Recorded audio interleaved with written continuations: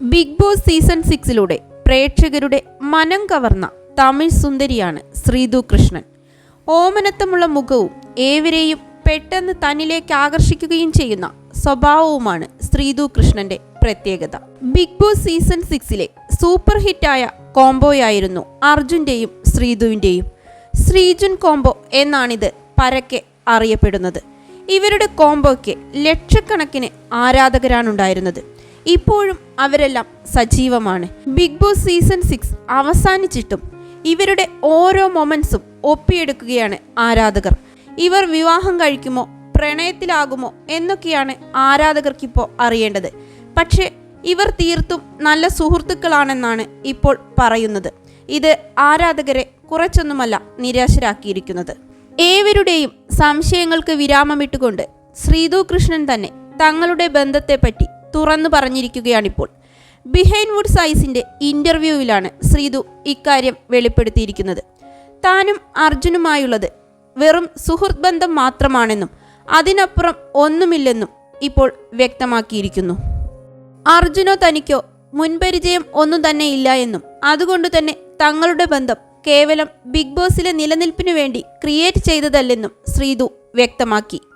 ശ്രീജുൻ ആരാധകരല്ലാത്തവരും മറ്റു ചില കണ്ടസ്റ്റന്റും അർജുൻ്റെയും ശ്രീതുവിൻ്റെയും ബന്ധത്തെപ്പറ്റി പല സംശയങ്ങളും ഉന്നയിക്കുകയുണ്ടായി.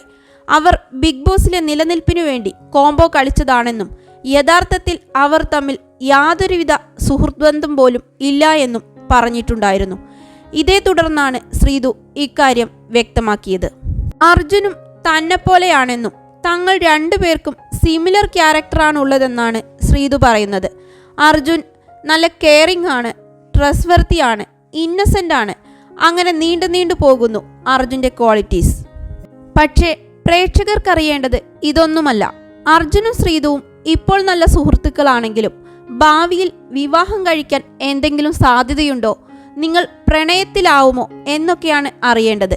ഈ സംശയങ്ങൾക്കെല്ലാം മറുപടിയായി ശ്രീതു ബിഹൈൻഡ് വുഡ്സ് ഐസിൽ വെച്ച് റെനീഷയോട് പറയുന്നുണ്ട്, ഞങ്ങൾ ഇപ്പോഴും ഇനി അങ്ങോട്ടും എല്ലായ്പ്പോഴും നല്ല സുഹൃത്തുക്കൾ മാത്രമായിരിക്കുമെന്നും അതല്ലാതെ ആരാധകർ ഞങ്ങളിൽ നിന്ന് മറ്റൊന്നും പ്രതീക്ഷിക്കേണ്ടെന്നും വ്യക്തമാക്കി.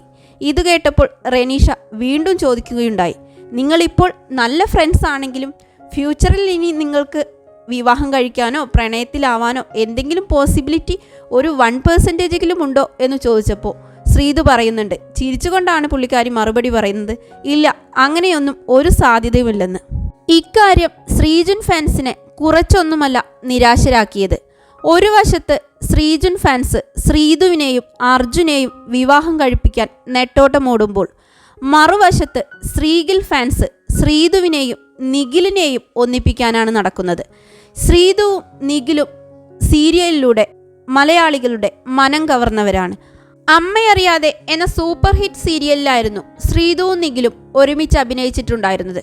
ഇതേ തുടർന്നു തന്നെ ഇവരെ വെച്ച് ഒരുപാട് കഥകളും അതുപോലെ തന്നെ റീൽസും ഇൻസ്റ്റഗ്രാമിൽ പരക്കുകയുണ്ടായി. ശ്രീതുവിൻ്റെയും നിഖിലിൻ്റെയും കോംബോ സൂപ്പർ ഹിറ്റായിരുന്നു. അതുകൊണ്ട് തന്നെ ഇവരെങ്ങനെയെങ്കിലും ഒന്ന് ഒരുമിച്ചാൽ മതി എന്ന് പറഞ്ഞ് നടക്കുകയായിരുന്നു ശ്രീഗിൽ ഫാൻസ്. ശ്രീഗിൽ ഫാൻസ് ശ്രീതുവിൻ്റെയും നിഖിലിൻ്റെയും കോംബോ ആഘോഷമാക്കുമ്പോഴാണ് ശ്രീതു ബിഗ് ബോസിലെത്തുന്നതും അതിനുശേഷം ശ്രീജുൻ കോംബോ ഉണ്ടാവുന്നതും ആ കോംബോ വളരെയധികം ഹിറ്റാവുന്നതും. ഒന്ന് സീരിയൽ കോംബോയും മറ്റേത് റിയാലിറ്റി കോംബോയുമാണ്. അതുകൊണ്ട് തന്നെ രണ്ട് കോംബോയ്ക്കും ആരാധകരുണ്ട്. ഒരു ഘട്ടത്തിൽ ഇവർ തമ്മിൽ കോൾഡ് വാർ പോലും ഉണ്ടായിരുന്നു.